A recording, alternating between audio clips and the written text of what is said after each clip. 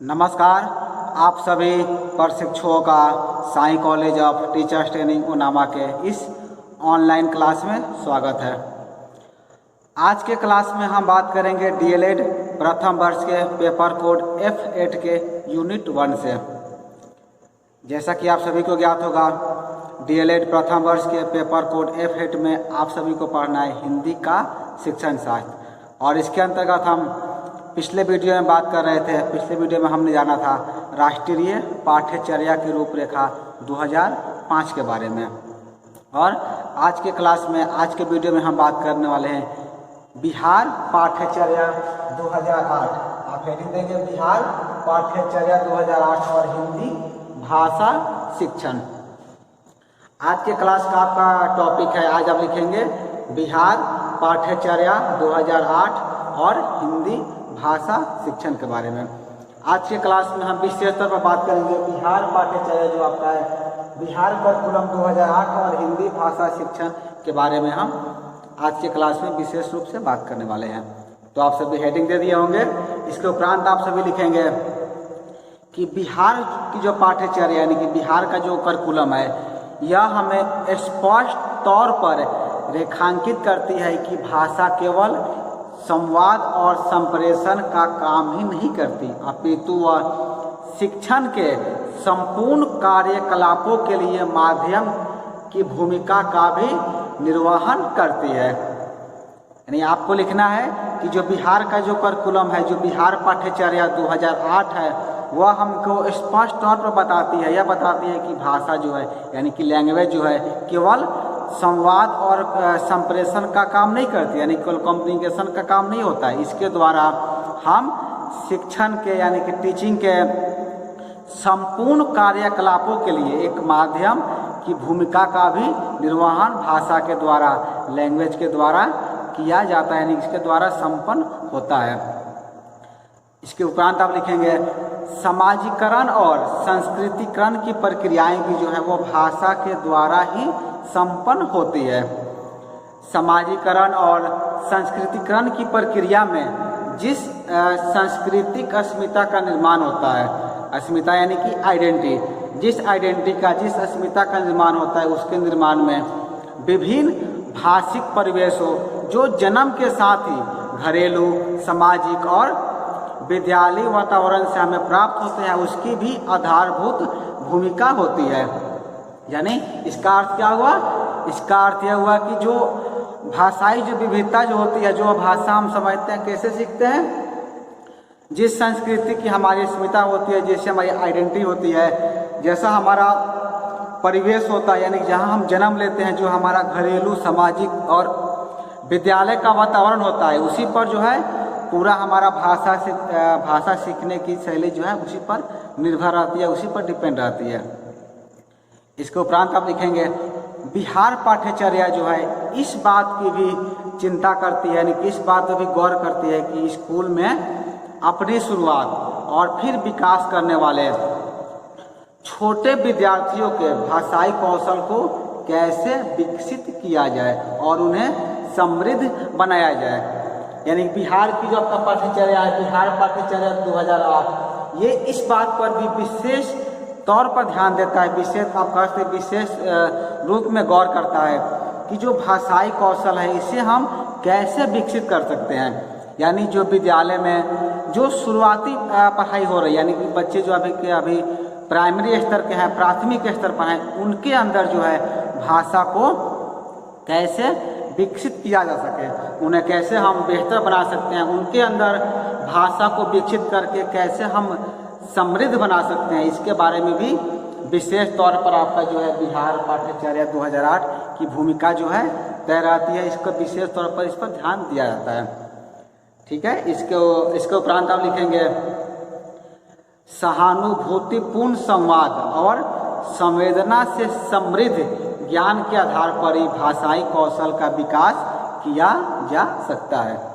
ये लाइन आपको याद रखना है, सहानुभूति, संवाद और संवेदना से समृद्ध ज्ञान के आधार पर ही हम भाषाई कौशल का विकास कर सकते हैं, यानी कि भाषाई कौशल का विकास किया जा सकता है। पाठ्यचर्या का अर्थ क्या हुआ? पाठ्यचर्या यानी कि आपका जो करिकुलम होता है, इसमें आप लिखेंगे पाठ्यचर्या का टिप्पणी गौरतलब है, यानी कि बच्चा व्यक्ति जो है स्थान और विषय के अनुसार अपने भाषिक व्यवहार में परिवर्तन कर सकता है, लेकिन वह भाषा जो है कठिन जटिल संरचनाओं के नियम नहीं बता सकता। यानी इसका अर्थ क्या हुआ? जो आपका करिकुलम है, जो आपका पाठ्यचर्या है, उसमें जो है बच्चा जो है आसान चीज़ों को तो बेहतर तरीके से सीख सकता है, वो एक्सप्लेन कर सकता है, लेकिन उसमें जो कठिन और जटिल जो संरचना होती है उसके बारे में जो प्राइमरी क्लास के जो बच्चे होते हैं वो बेहतर तरीके से उसे बता नहीं सकते हैं। कक्षा में जो है बच्चे की इन विशेषताओं को ध्यान में रख करके उसके भाषाई कौशल का विकास सहानुभूति, संवाद और संवेदनात्मक ज्ञान के द्वारा किया जाना चाहिए। इन सब समस्याओं को हम कैसे दूर कर सकते हैं? जैसे कि हमने अभी कुछ देर पहले बताया था, आप क्या कर सकते हैं? अपने क्लास में जो है एक सहानुभूति संवाद करेंगे। सहानुभूति संवाद का अर्थ क्या हुआ? आप बेहतर तरीके से अपनी भाषा में सौम्यता रखते हुए बहुत मधुर ढंग से आप संवाद करेंगे, तभी उनके अंदर संवेदनात्मक ज्ञान का आदान प्रदान करेंगे, तभी बेहतर तरीके से भाषाई कौशल को बच्चे जो है सीख सकते हैं। यानी कि जो भाषाई जो जटिलताएं होती है, भाषाई जटिलताओं को समझने और प्रसंगानुकूल उनके व्यवहार की बारीकियों से भी रूबरू हुए बिना भाषाई कौशलों का अर्जित करना संभव नहीं होता है।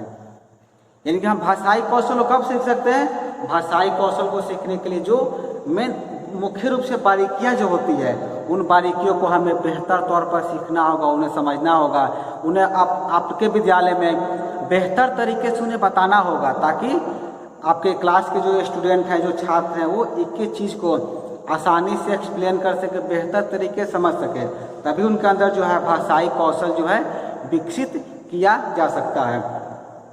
क्योंकि आप लोग भाषा पढ़ रहे हैं, हिंदी का शिक्षण शास्त्र पढ़ रहे हैं, पेडागोजी आप हिंदी पढ़ रहे हैं, तो इसका उद्देश्य यही है कि आप जो चीज़ें को पढ़ाएं इस ढंग से बच्चे को बताएं कि ताकि वो बेहतर तरीके से समझ सके। और यही उद्देश्य जो है आपका जो बिहार पाठ्यचर्या 2008 है, इसका भी उद्देश्य यही है। जैसे कि हिंदी भाषा शिक्षण, यानी कि जब हम हिंदी भाषा बच्चे को पढ़ाएंगे तो जो बिहार पाठ्यचर्या 2008 है, इसका भी लक्ष्य ही रखा गया है कि बच्चे को जो है संवाद और संप्रेषण बेहतर तरीके से करे, ताकि वो प्रत्येक भाषा को बेहतर तरीके से जान सके, उसे आसानी से समझ सके। यदि हम बिहार के परिप्रेक्ष्य में बात करें तो आप सभी जानते होंगे बिहार में जो है प्रथम भाषा के रूप में या फिर सबसे पसंदीदा भाषा के रूप में जो है स्वाभाविक रूप से कौन सी भाषा है? वो हिंदी ही है। यानी कि हिंदी को जो है बिहार में सर्वाधिक पसंदीदा भाषा के रूप में माना जाता है हिंदी को। क्यों ऐसा होता है? क्योंकि बिहार में जितनी भी बोले जाने वाली बोलियां है वो सब क्या है? हिंदी भाषा के ही, हिंदी समझिए कि हिंदी लैंग्वेज के ही परिवार से निकल कर आते हैं। जितनी बोलियां बिहार में बोली जाती है, चाहे वो भोजपुरी हो या फिर आपका अंगिका हो, मैथिली हो, सब कहीं ना कहीं हिंदी का ही एक रूप होता है। हिंदी से निकल कर सब चीज़ों को बनाई गई है। अपवाद में आप संथाली भाषा को ले सकते हैं, संथाली भाषा अपवाद में आता है। तो इसमें आप लिखेंगे कि बिहार में प्रथम भाषा के रूप में स्वाभाविक पसंद क्या है? हिंदी ही है। राज्य में बोली जाने वाली, यानी कि बिहार राज्य में बोली जाने वाली भाषाओं, जैसे कि मैंने कहा संथाली भाषा को छोड़ करके हिंदी जो है, हिंदी में एक ही भाषा परिवार की भाषाएं होने के कारण एक स्वाभाविक संबंध है। सच तो यह है कि बिहार में बढ़ती जाने वाली हिंदी को जो है समृद्ध बनाने में बिहार की भाषाओं का ही महत्वपूर्ण योगदान है। कि बिहार में जितनी भी बोलियां बोली जाती है, हिंदी जो आपका है, हिंदी को समृद्ध बनाने में, हिंदी को एक समझिए कि एक बेहतर भाषा बनाने में बिहार की जितनी भी बोलियां हैं, इसका एक बहुत ही महत्वपूर्ण सर्वोपरि योगदान होता है। अधिगम में जो है समझ को शामिल कर बेहतर तरीके से हम भाषाई पुल का निर्माण भी कर सकते हैं। यानी कि आज के क्लास में हम बात कर रहे थे बिहार पाठ्यचर्या 2008 और हिंदी भाषा शिक्षण के बारे में, जिसमें मैंने आप सभी को बताया कि जो बिहार पाठ्यचर्या है, बिहार करिकुलम है 2008 को जो है किस ढंग से इसे परिभाषित किया गया है, कैसे बताया गया है। तो आज के क्लास में इतना ही। हम अगले क्लास में जो है DLED प्रथम वर्ष के पेपर F कोड के बाकी चीज़ों को लेकर आएंगे, जैसे कि आप सभी को पढ़ना है राष्ट्रीय पाठ्यचर्या की रूपरेखा 2005। इसके बारे में जो है हम अगले वीडियो में विशेष रूप से बात करेंगे, विशेष तौर पर इस पर चर्चा करेंगे। तो आज के क्लास में इतना ही। आज के क्लास को पूरा देखने के लिए आपका धन्यवाद।